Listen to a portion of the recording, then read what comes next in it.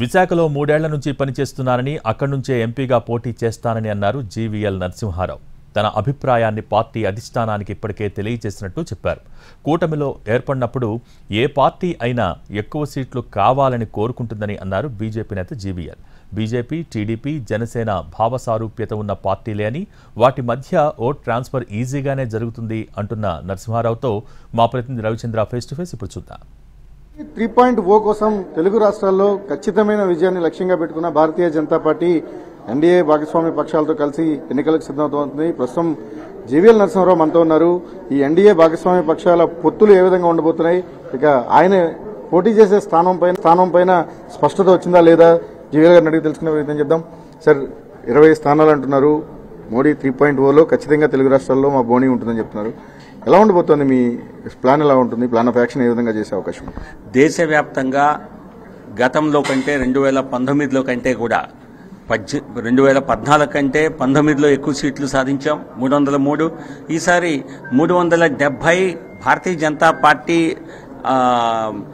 ఒకటే అన్ని సీట్లు సాధించాలన్న లక్ష్యంతో ముందుకెళ్తున్నాం. ఎన్డీఏ 400 పైకి కావాలని చెప్పి ఒక లక్ష్యంతో ముందుకెళ్తున్నాం. దానిలో భాగంగానే ఆంధ్రప్రదేశ్లో 3 పార్టీల పొత్తు ఎన్డీఏ కూటమి ఏర్పడటం జరిగింది. సో ఖచ్చితంగా గత పర్యటనలో అమిత్ షా గారు విశాఖపట్నంలో చెప్పినట్టుగా ఆంధ్రప్రదేశ్ నుంచి ప్రధాని నరేంద్ర మోదీ గారిని మళ్ళీ ఒక ప్రధాని చేయడం కోసం 20 సీట్లను ఎన్డీఏకి ఇవ్వాలి అన్నటువంటి సంకల్పం ఆ రోజు చెప్పారు. అదే ఆ సంకల్పమే సరి అవుతూ ఈరోజు కనిపిస్తోంది. సరే, అంటే సీట్ల కేటాయింపు దగ్గరకు వచ్చేసరికి కొంత కన్ఫ్యూజన్ ఉంది. పొత్తు ధర్మం అయినప్పటికీ కూడా భారతీయ జనతా పార్టీ తాను గెలవగలిగిన బలం ఉన్న చోట కాకుండా మిగిలిన స్థానాల్లో ఇచ్చారు. కేవలం ఇచ్చామన్న పేరుకి 6 సీట్లు ఇచ్చి సరిపెట్టుకునే ప్రయత్నం చేస్తోందనేది ఒక బలమైన వాదన వినిపిస్తోంది. దాన్ని ఎట్లా చూడాల్సి? ఇది ఏ సీట్లు అన్నవి ఇంకా మీడియా ద్వారా బయటకు వచ్చే తప్పితే ఇవి అధికారికంగా ఇంకా ఈ వివరాలు బయటికి రాలేదు. అదొకటి. రెండవది, బలమైన స్థానాలు ప్రతి పార్టీ కోరుకుంటుంది. కొన్ని తమ అనుకూలమైన స్థానాలు, కొన్ని మరి తమ కోరుకునే స్థానాలను కూడా చేయవలసిన పరిస్థితి కొన్ని సందర్భాల్లో ఉంటుంది.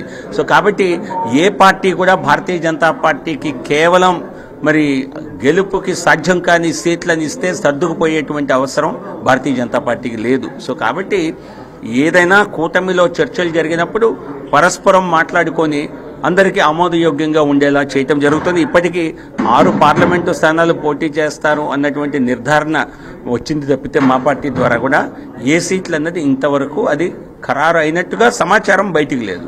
సరే, అంటే కూటమిలో ఉన్న 3 పార్టీల్లో ఎక్సెప్ట్ తెలుగుదేశం మినహాయిస్తే జనసేన అని చెప్తున్నారు.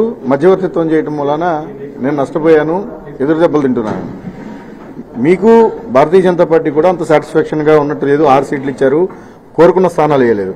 అసలు ఇందులో ఈ కూటమి వల్ల ఎవరు లబ్ధి పొందారు, ఎవరికి మేలు జరుగుతోంది? మీరు ఎంత లోపల ఇన్ని ఇబ్బందులు పెట్టుకుని ఏ విధంగా మీరు సక్సెస్ కాగలుగుతారు? ఏ ఎన్నికల్లో ఏ కూటమిలో కూడా ఏ పార్టీ కూడా నాకు వచ్చిన దానిలో నేను చాలా సంతృప్తిగా ఉన్నానని చెప్పరు. ప్రతి పార్టీ కూడా తనకు ఉన్న బలం మేరకు లేదా అంతకంటే అధికంగా సీట్లు సాధించాలని కోరుకుంటుంది.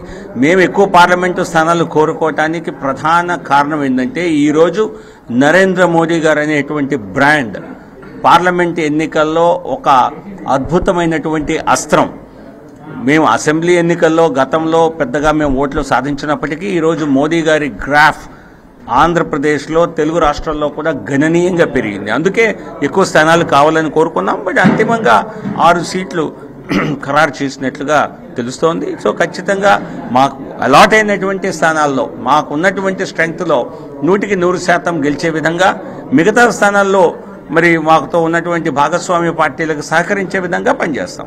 3 సంవత్సరాలుగా విశాఖపట్నానికి, విశాఖ ప్రజలకు సర్వీస్ చేస్తున్న జీవీఎల్ నరసింహారావు ఇవాళ వాళ్ళకి అవసరమైన ప్రోగ్రెస్ కార్డుని 3 ఏళ్ల కాల పరిమితికి సంబంధించి ప్రోగ్రెస్ కార్డుని జనం ముందు పెట్టారు. మీ అభ్యర్థిత్వాన్ని ఇక్కడ ఎప్పుడు ఖరారు చేసుకోబోతున్నారు? మీరు రావాలి, పోటీ చేయాలని కోరుకుంటున్న వారికి మీరేం చెప్పబోతున్నారు? నేను 3 సంవత్సరాలుగా ఇక్కడ పనిచేసి అన్ని సమస్యల పట్ల ఒక సమాధానం, వాటికి ఒక పరిష్కారం చూపించే ప్రయత్నం చేశాను. అన్ని వర్గాలకు అందుబాటులో ఉన్నాను. ఖచ్చితంగా మా జాతీయ పార్టీ చేసిన ఆలోచన మేరకు ప్రతి ఒక్క రాజ్యసభ సభ్యుడు కూడా ఒక లోక్సభ స్థానాన్ని ఎంచుకొని పని చేయాలి అని ఇచ్చిన కార్యాచరణ ప్రకారం చేశాను.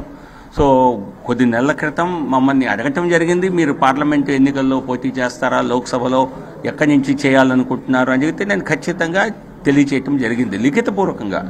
నేను విశాఖపట్నం నుంచి చేయాలనుకుంటున్నానని. అది బహుశా మా నాయకులకు తెలుసు కూడా. పార్లమెంట్లో నేను విశాఖపట్నం గురించి ప్రస్తావించిన సార్లు, మరి 3 ఏళ్లలో ప్రస్తావించిన సార్లు స్వాతంత్రం వచ్చిన తర్వాత పార్లమెంట్లో ఎవరూ ప్రస్తావించుండ్రు. అన్నిసార్లు అన్ని విషయాలు అంత కూలంకుషంగా మాట్లాడటం జరిగింది. ఇక నా అభ్యర్థన వారి ముందు ఉన్నది, నిర్ణయం అన్నది పార్టీ చేయవలసింది. ఎందుకంటే ఏ స్థానాల్లో పోటీ చేయాలి, ఎవరు పోటీ చేయాలి అన్న నిర్ణయం మాత్రం కేంద్ర నాయకత్వం అంతే. అంటే ఉత్తరాంధ్రలో ఒకవేళ విశాఖపట్నం అనేది పొత్తు ధర్మం కోసం తెలుగుదేశం ఆఫ్ చేసుకున్నా కూడా ఉత్తరాంధ్రలో మరో స్థానాన్ని సూచించి మీకు పోటీ చేయమంటే అందుకు జీవీఎల్ సిద్ధపడతారు? పార్టీ ఏది చెప్పినా చేసేటువంటి క్రమశిక్షణ కలిగినటువంటి వ్యక్తిని నేను. సో కాబట్టి పార్టీ ఎటువంటి నిర్ణయం చేసినా సముచితంగా అనిపిస్తే ఏ నిర్ణయం చెప్పినా చేయటం జరుగుతుంది. కానీ ఖచ్చితంగా నా ప్రయారిటీని, అభ్యర్థిని కూడా తెలియచేయటం జరిగింది. భారతీయ జనతా పార్టీ నాయకత్వంలో ఉన్న ఉమ్మడి కార్యాచరణ ద్వారానే ఎన్నికలకు సన్నద్ధమైనప్పుడు ఖచ్చితమైన ఫలితాలు వస్తాయని జీవీఎల్ నరసింహారావు చెప్తున్నారు. ఏదేమైనా మోడీ 3.0కు సంబంధించి తెలుగు రాష్ట్రాల్లో ప్రధానంగా ఆంధ్రప్రదేశ్కి సంబంధించి 20 ఎంపీ సీట్లను ఖచ్చితంగా ఎన్డీఏ కూటమి కైవసం చేసుకుంటుందని ధీమా వ్యక్తం చేస్తున్నారు. కెమెరామెన్ సురేష్తో రవిచంద్ర, ఎన్టీవీ.